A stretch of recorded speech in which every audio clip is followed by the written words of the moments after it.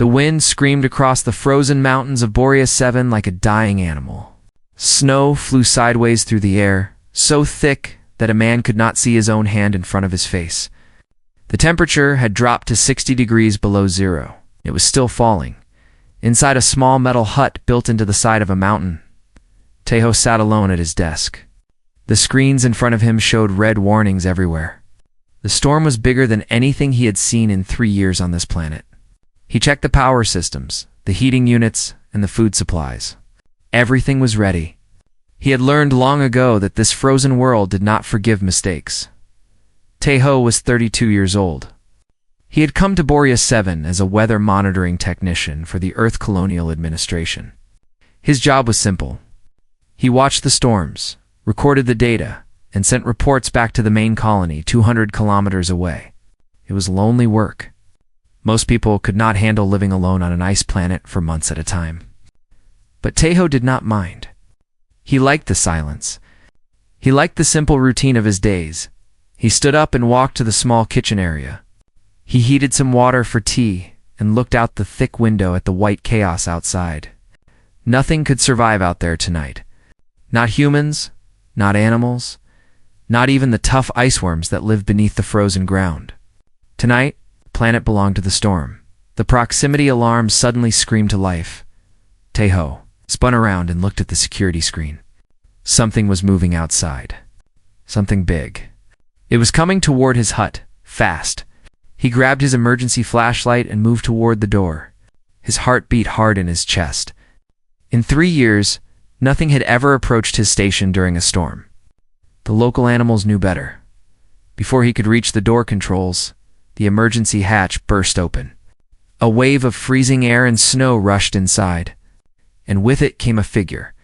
The figure fell to the floor and scrambled forward on hands and knees. Tejo slammed the door shut behind it and turned around. What he saw made him freeze in place. It was not human. The creature was tall, maybe 2 meters, with long, thin limbs and pale blue skin that seemed to glow faintly in the light. It had no hair. Its head was slightly larger than a human head, with high cheekbones and a small nose. But its eyes were what caught Tejo's attention. They were large and silver, like 2 moons, and they were filled with pure terror. The creature pushed itself backward, across the floor, until it hit the far wall of the hut. It pulled its knees up to its chest and wrapped its long arms around them. It was shaking badly, and not just from the cold. It was looking at Tejo like he was death itself. Tejo recognized the species. It was a Vellani. He had seen pictures and videos during his training on Earth. The Vellani were one of the older races in the galaxy. They had built a great empire long before humans ever left their home planet. They were known for their advanced technology, their elegant culture, and their deep distrust of other species. Especially humans. Tejo knew why the alien was so afraid. The Vellani government had spent decades telling their people terrible stories about humans.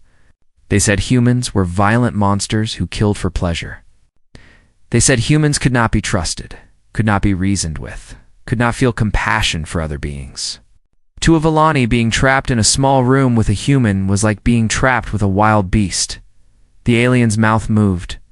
A small device on its neck crackled with static, and then broken words came out in a mechanical voice. Please, not hurt. Please not kill. Tejo did not move. He kept his hands open and visible at his sides. He took a slow breath and spoke in a calm, quiet voice. I am not going to hurt you. The alien did not seem to believe him. Its silver eyes darted around the room, looking for escape routes, for weapons, for anything that might help it survive. Its breathing was fast and shallow. It was on the edge of panic. Tejo slowly lowered himself to the floor. He sat down cross-legged, making himself smaller, less threatening. He remembered reading somewhere that the Vellani saw standing humans as aggressive. Something about how tall humans looked when they stood straight. My name is Tejo, he said slowly. I am a weather technician. I live here alone. You are safe. The alien just stared at him. Tejo looked at the creature more carefully. He could see now that it was female, based on the slight differences in face structure that he remembered from his training.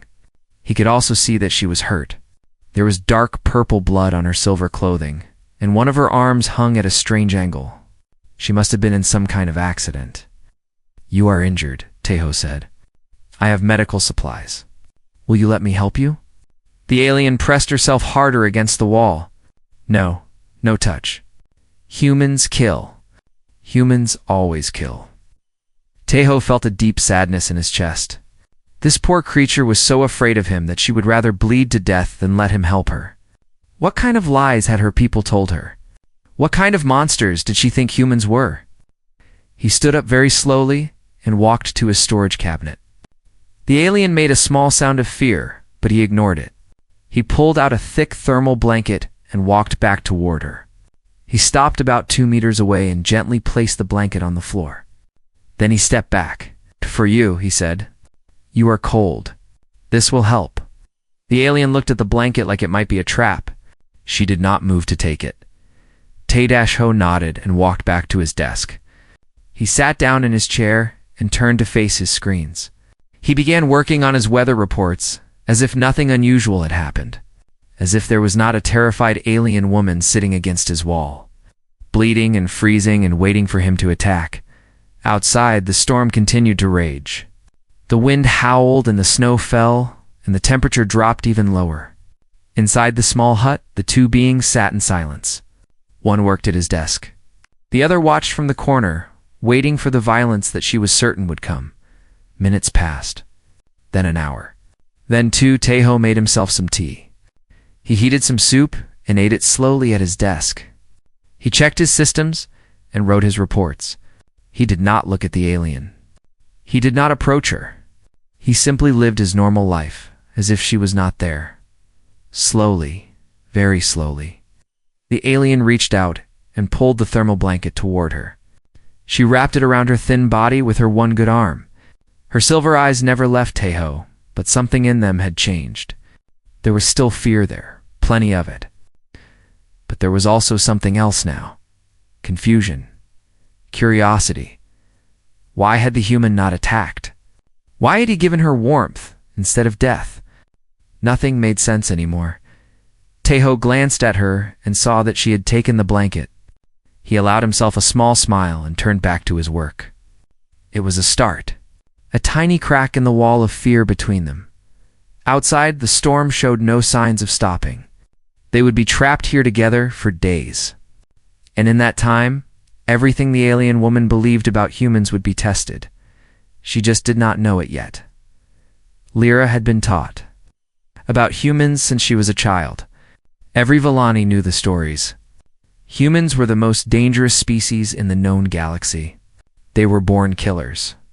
They ate the flesh of other creatures. They fought wars against each other for sport. They had spread across the stars like a disease, taking planets and resources wherever they went.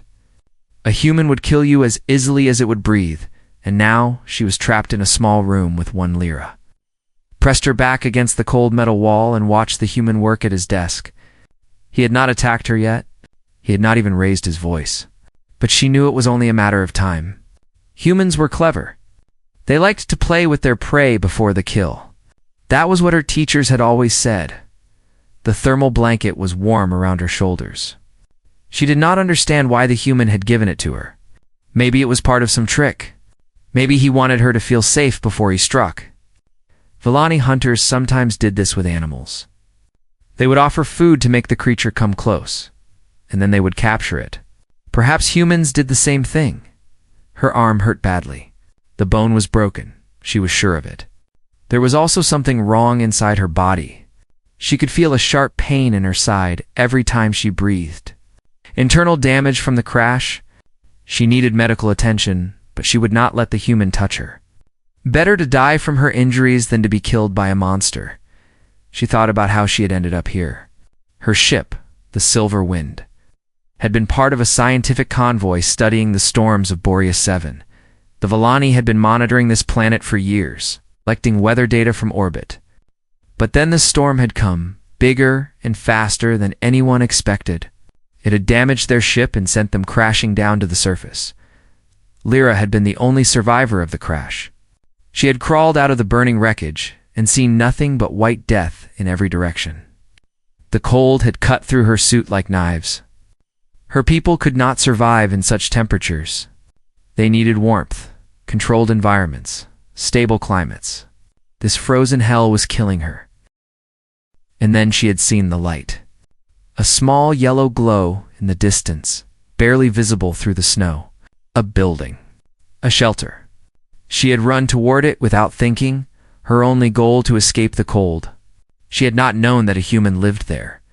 If she had known, would she still have entered? Yes. Yes, she would have.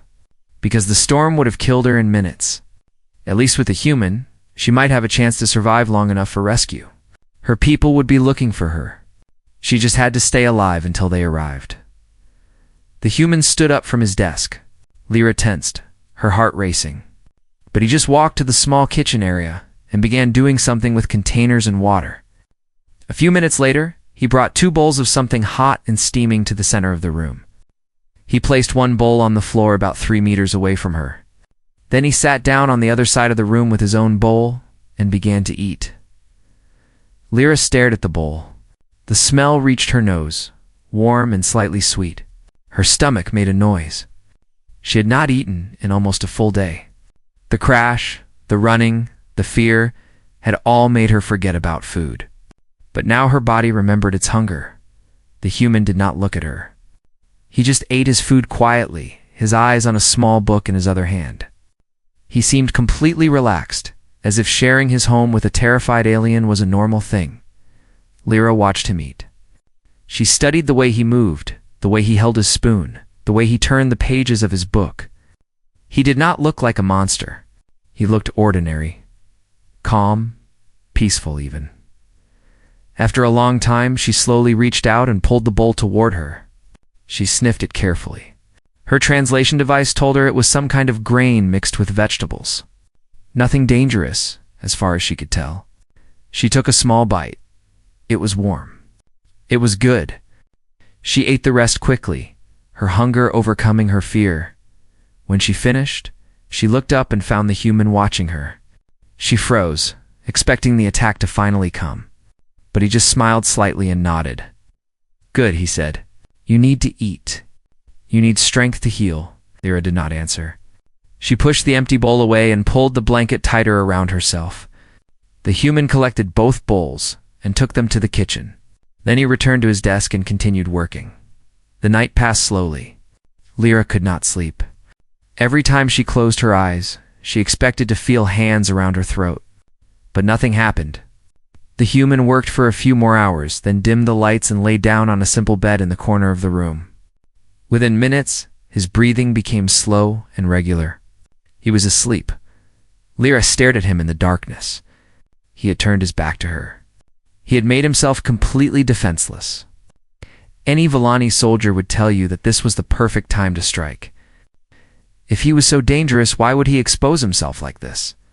Unless he truly did not see her as a threat, unless he truly did not intend to harm her, the thought was uncomfortable. It did not fit with anything she had been taught. She stayed awake through the night, watching the human sleep. He did not move much. He did not make any sudden sounds. He just lay there, breathing peacefully. While the storm raged outside, when morning came, the human woke up and stretched. He looked at her and saw that she had not moved from her corner all night. Something like concern crossed his face. "You did not sleep," he said. It was not a question. Lyra did not answer. The human sighed and rubbed his face with his hands. "You are afraid of me. I understand. But you must rest, or your injuries will not heal. I am not going to hurt you. I promise." "Human promises mean nothing," Lyra said.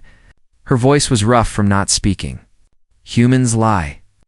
Humans trick. Humans kill." The human was quiet for a moment. Then he said, "Who told you that?" "Everyone. Teachers, leaders. Everyone knows what humans are." The human nodded slowly. "I see. And what did they tell you? What exactly are humans?" Lyra felt her fear mix with anger. How dare this creature pretend ignorance? Humans are killers. You destroy everything you touch. You spread across the galaxy like a sickness. You have no honor, no compassion, no soul. You are monsters in the shape of people." The human listened to all of this without expression. When she finished, he simply nodded again. "I see," he said. "That is what they told you. It is the truth." The human stood up and walked to his kitchen. He began making tea, his movements calm and unhurried. "Perhaps," he said, "or perhaps it is a lie that someone wanted you to believe. Have you ever met a human before me?" Lyra hesitated. "No, have any of your teachers met a human?" "I do not know." "Have any of your leaders spoken with humans? Worked with them? Lived among them?" Lyra was silent. She did not know the answer. The human brought 2 cups of tea.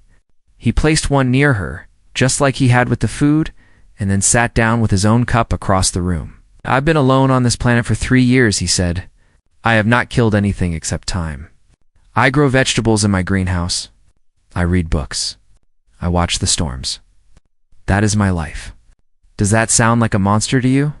Lyra looked at the cup of tea steaming in front of her. She looked at the human sitting peacefully across the room. She thought about everything she had been taught. And everything she had seen in the last day, nothing made sense anymore. But somewhere deep inside her, a small voice whispered that maybe, just maybe, everything she knew about humans was wrong. On the second day of the storm, Lyra collapsed. Tahoe was at his desk when he heard the sound. A soft thump, like something heavy falling to the floor. He turned around and saw the alien woman lying on her side. Her silver eyes half closed, her breathing shallow and fast. He rushed to her side without thinking. Up close, he could see how bad her condition really was. Her blue skin had turned pale, almost gray. Her body was shaking violently. The wound on her side had been bleeding slowly all night, and now there was a pool of dark purple beneath her. "Hey, stay with me," Tahoe said. He touched her forehead and pulled back in shock. She was freezing cold. Her body temperature had dropped far below what it should be. She was dying. Tahoe knew about Villani biology from his training. Her species came from a warm planet with stable temperatures. They could not regulate their body heat the way humans could. In cold environments, they needed external heat sources to survive. The blanket he had given her was not enough. The small heating system in his hut was not enough. She needed real warmth, and she needed it now. He picked her up carefully, trying not to hurt her broken arm. She was lighter than he expected. Her eyes fluttered open for a moment, and she made a weak sound of protest. "No. No touch. Human. I am trying to save your life," Tahoe said firmly. "You can hate me later." He carried her to his bed and laid her down gently. Then he began piling every blanket, every piece of warm clothing, everything he could find on top of her. He turned the heating system up as high as it could go. He boiled water and filled containers with it, placing them around her body to give her more warmth. It was not enough. Her temperature was still dropping. Tahoe made a decision. He climbed into the bed beside her and wrapped his arms around her thin body. Humans were warm-blooded creatures. His body heat could help raise her temperature. It was a basic survival technique that humans had used for thousands of years. The alien woman tried to push him away. "No, no, monster. I am not going to hurt you," Tahoe said quietly. "I am trying to keep you alive. Please, just let me help." She stopped struggling. She did not have the strength to fight anymore. Her body was limp against his, cold as ice. Tahoe held her close and tried to give her as much warmth as he could. He could feel her heart beating fast and weak against his chest. Hours passed. The storm continued outside, but inside the hut, Tahoe focused only on keeping the alien woman alive. He did not sleep. He did not eat. He just held her and watched her breathing and prayed to whatever gods might be listening that she would survive. Sometime in the middle of the night, her temperature finally began to rise.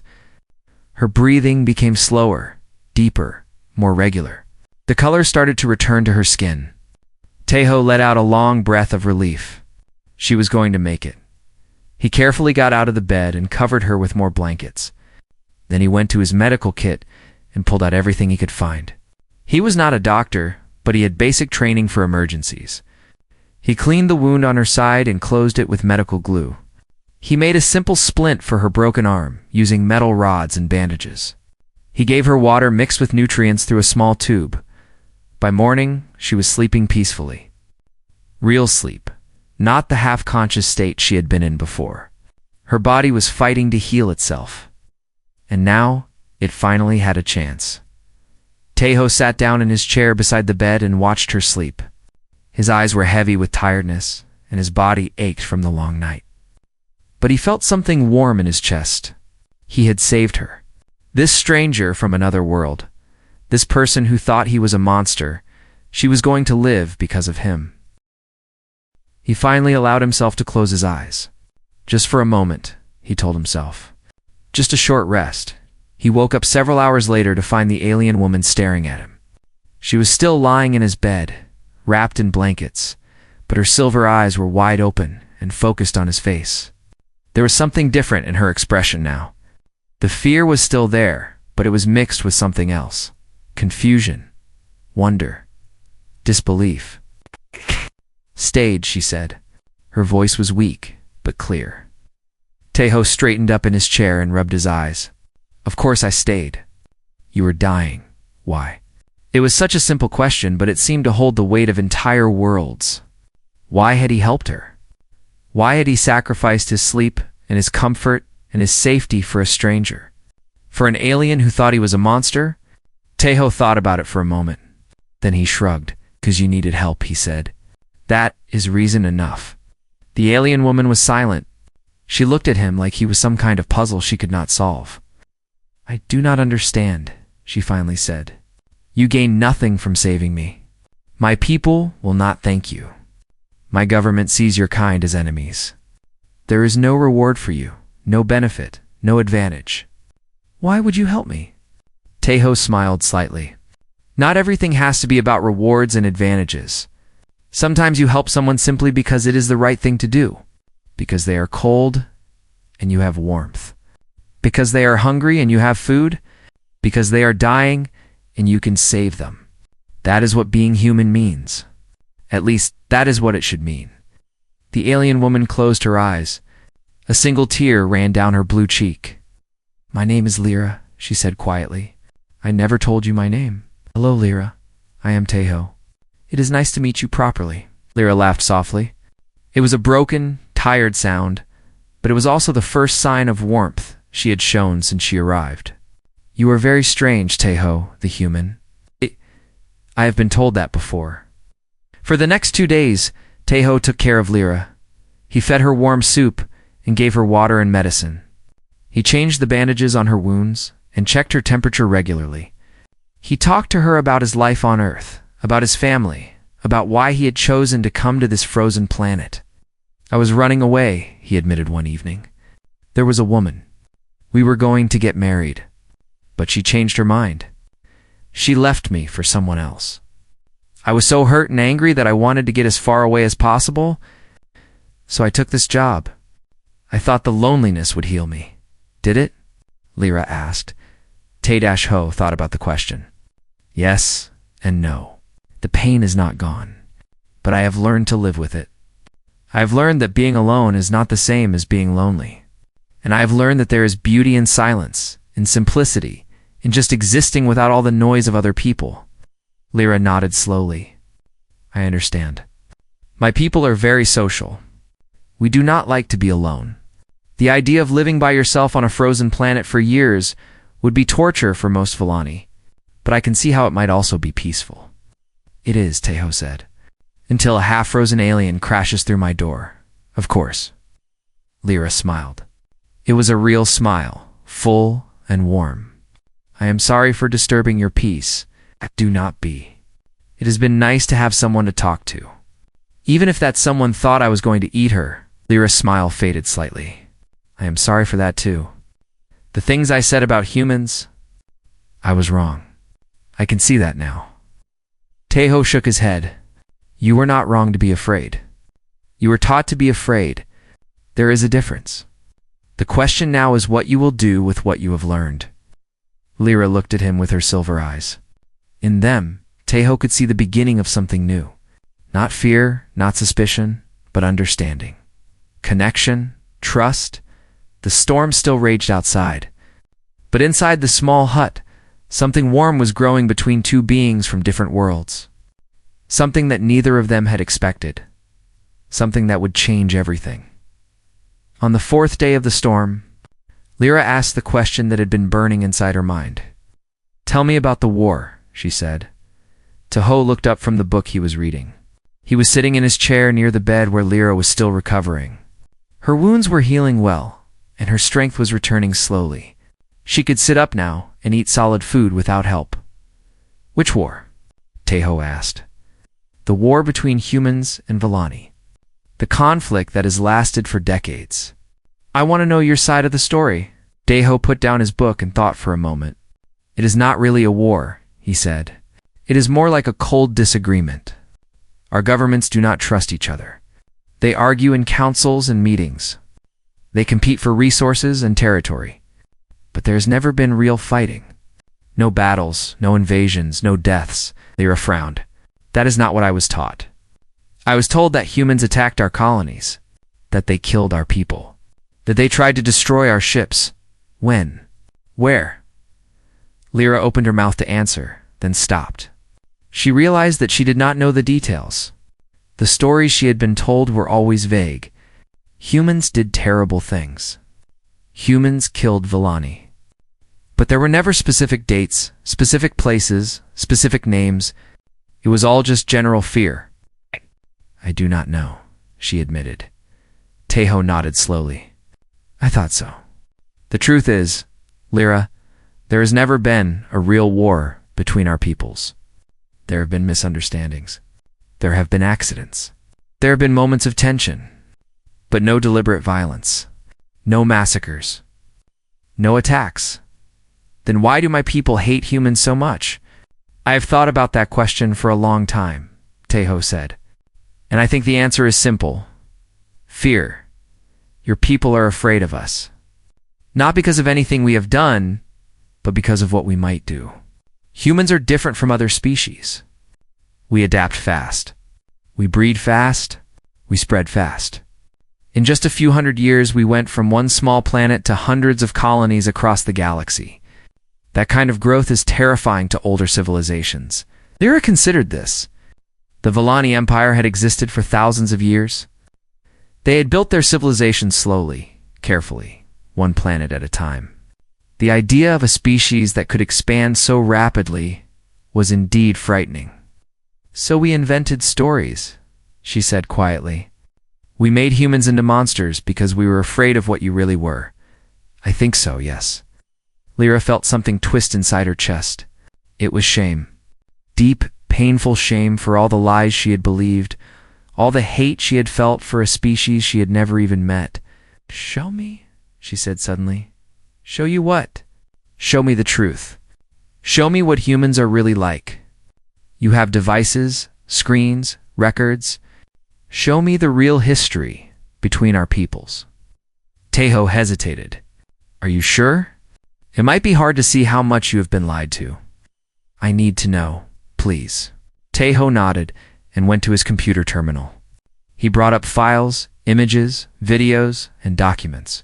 Then he carried a small display screen over to the bed so Lyra could see. For the next several hours, he showed her the truth.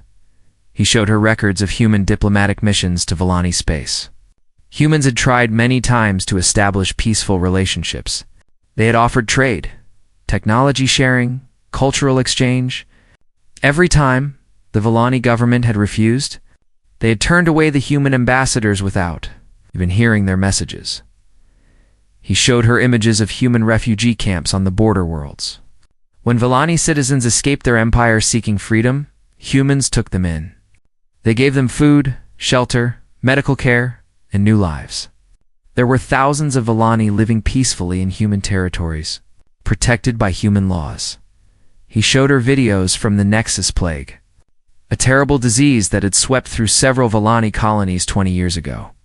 The Villani government had been unable to stop it. Their hospitals were overwhelmed, their doctors were dying, their people were screaming for help, and humans had answered.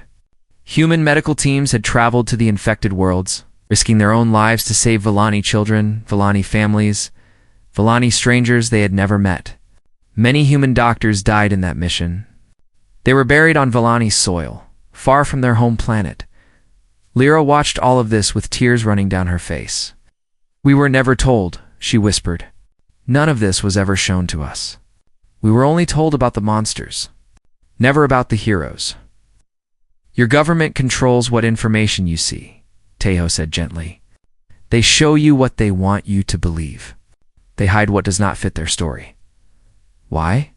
Why would they do this?" "Power, control, fear. If your people learned the truth about humans, they might start asking questions. They might want peace instead of conflict. They might want to trade and cooperate instead of compete and fight. And that would threaten the people who are in charge." Lyra was silent for a long time. She looked at the images frozen on the screen. Human doctors holding Villani babies. Human soldiers protecting Villani refugees. Human hands reaching out to help, always reaching out, even when they were pushed away. "You saved me," she said finally. "You did not know me. You had every reason to fear me. I burst into your home and called you a monster, and you saved my life anyway. You stayed awake all night to keep me warm. You treated my wounds. You fed me your food and gave me your bed. Why? Why would any creature do that for a stranger?" Tejo smiled softly. "Because that is who we are. Humans are not perfect. We have done terrible things in our history. We have wars and crimes and cruelty, just like any other species. But we also have compassion. We have empathy. We have the ability to look at someone different from us and see not an enemy, but a person in need. That is humanity at its best. My people do not have that," Lyra said. "We care for our own kind, but not for others. We do not risk ourselves for strangers. It is not our way. Then maybe it should become your way. Maybe that is something humans can teach you?" Lyra looked at Tejo with new eyes. She saw not the monster she had been taught to fear, but a good man who had shown her more kindness in 4 days than some of her own people had shown her in years. "I was wrong about everything," she said. "My whole life, I was wrong." "You were not wrong," Tejo said. "You were deceived. There is a difference. And now that you know the truth, you have a choice. You can go back to your people and stay silent. You can pretend you never learned any of this. Or you can speak the truth. You can tell them what you saw here, what you learned, what you experienced. You can be the voice that starts to break down the walls between our peoples." Lyra thought about his words. It was a frightening idea. Speaking against the beliefs of her whole civilization, challenging the lies of her government. She could be called a traitor. She could be punished. She could lose everything. But when she looked at Tejo, she knew what she had to do. "I will tell them," she said. "I do not know if they will believe me. I do not know if it will change anything. But I will tell them the truth. I owe you that much. I owe myself that much." Tejo reached out and gently took her hand. It was the first time she did not flinch away from his touch. "That is very brave," he said. "I learned it from a human," she replied. Outside, the storm was finally beginning to weaken. The wind was not screaming quite as loud anymore. The snow was not falling quite as thick. Soon, the blizzard would end, and the outside world would return. But inside, the small hut on the frozen mountain, something had already changed forever. A bridge had been built between two souls from different worlds, and no storm could ever tear it down. On the 6th day, the storm finally ended. Tejo woke up to an unusual sound. Silence. The constant screaming of the wind that had filled his world for nearly a week was gone. He walked to the window and looked outside. The sky was clear and pale blue, and the sun was shining on endless fields of white snow. It was beautiful in a way that took his breath away. "The storm is over," Lyra said behind him. He turned to see her standing near the bed. She was much stronger now. Her broken arm was still in a splint, but she could walk and move on her own. The color had fully returned to her blue skin, and her silver eyes were bright and clear. "Yes," Tejo said. "Your people will be able to find you now. Lyra nodded. She reached up to the device on her neck, her emergency beacon. She had turned it off during the storm because the signal could not get through anyway. Now, she switched it back on. A small light began blinking green. "They will come soon," she said. "Villani search teams are very efficient." Tejo felt something heavy settle in his chest. He had known this moment would come. He had known she would leave, but somehow he was not ready for it. "I will miss our conversations," he said quietly. Lyra walked over to stand beside him at the window. "I will miss them too. You have given me much to think about, Tejo. You have changed everything I believed about the universe. Just try to stay alive long enough to share what you learned. That is all I ask." They stood together in comfortable silence, watching the sun rise higher over the frozen landscape. Neither of them wanted to say goodbye. 3 hours later, the Villani rescue ship appeared on the horizon. It was a sleek silver vessel, shaped like a blade cutting through the air. It circled the hut once, twice, and then landed in the snow about 50 meters away.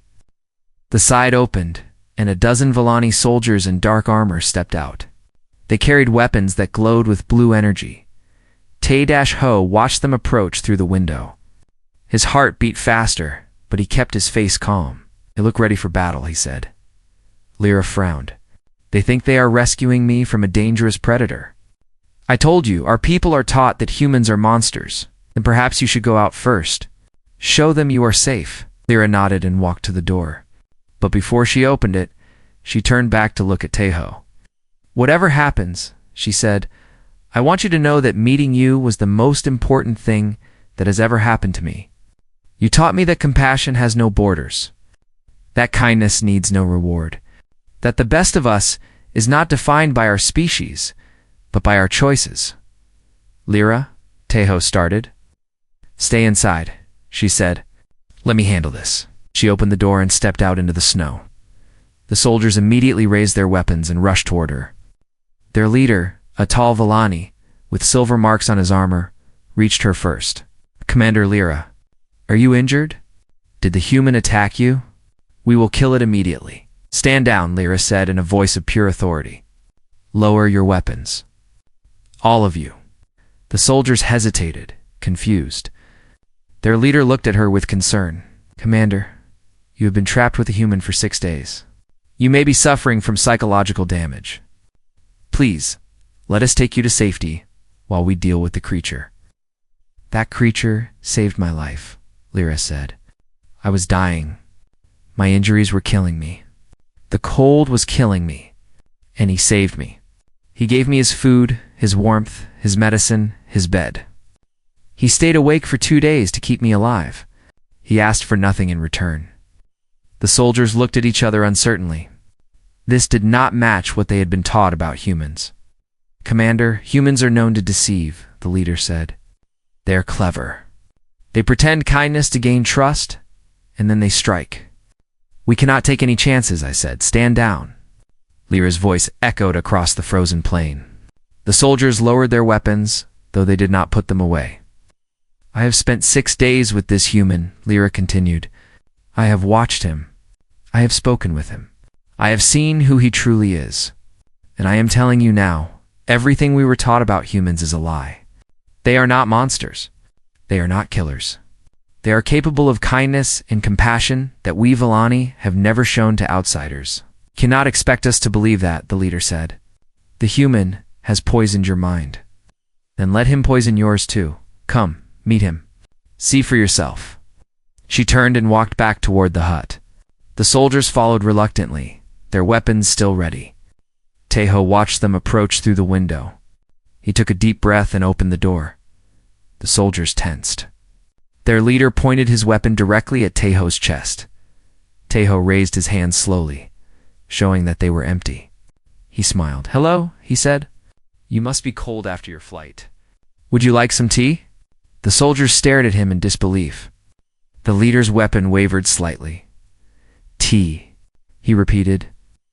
"Yes, it is a human drink. Warm water with dried leaves. Very comforting on cold days. I have enough for everyone." Lyra stepped beside Tejo and faced her people. "This is Tejo. He is a weather technician. He has lived alone on this planet for 3 years. He is kind, gentle, and good. And he is offering you tea because that is what humans do. They welcome strangers instead of fearing them. The soldiers exchanged looks. They did not know what to do. This situation was completely outside their training. The leader slowly lowered his weapon. "I do not understand," he said. "This is not how humans are supposed to act." "No," Lyra agreed.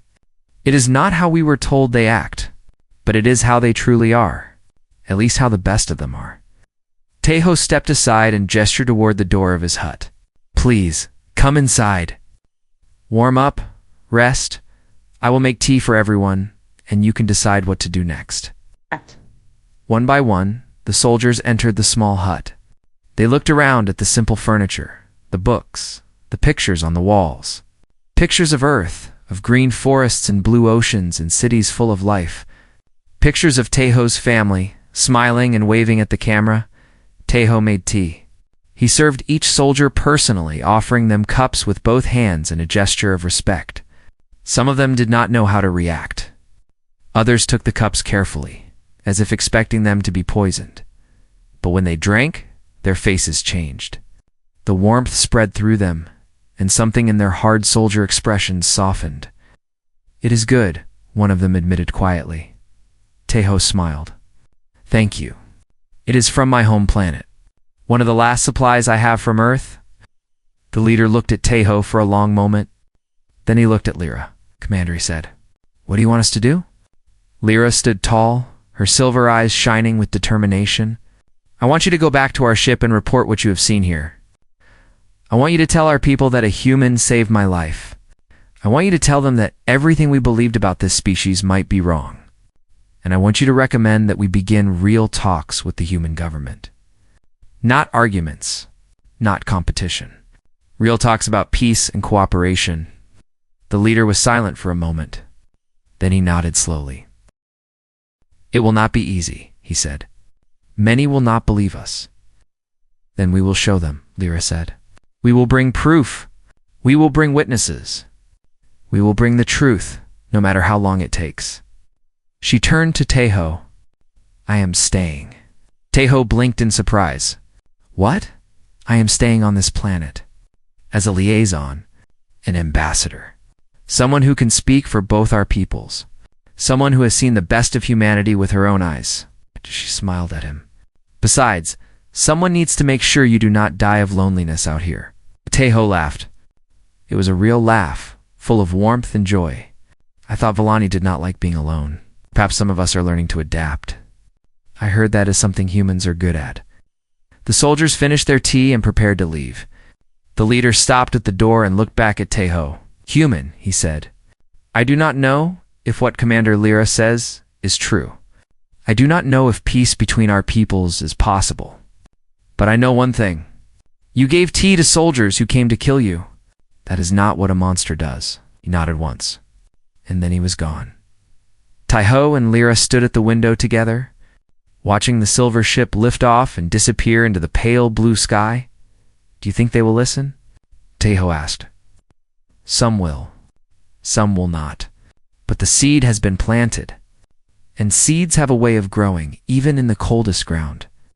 Tejo looked at the alien woman beside him.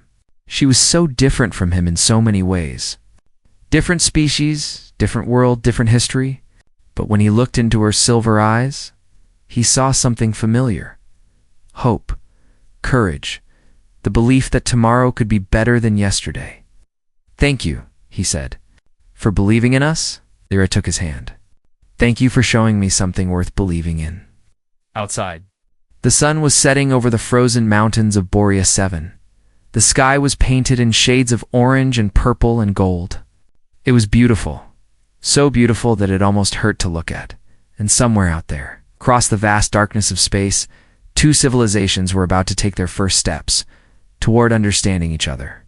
All because of a blizzard, a small hut, and a cup of tea offered by a lonely human to his enemy. Because that is what humanity does. Because monsters do not offer tea to those who come to kill them. And perhaps the galaxy was finally ready to learn the truth.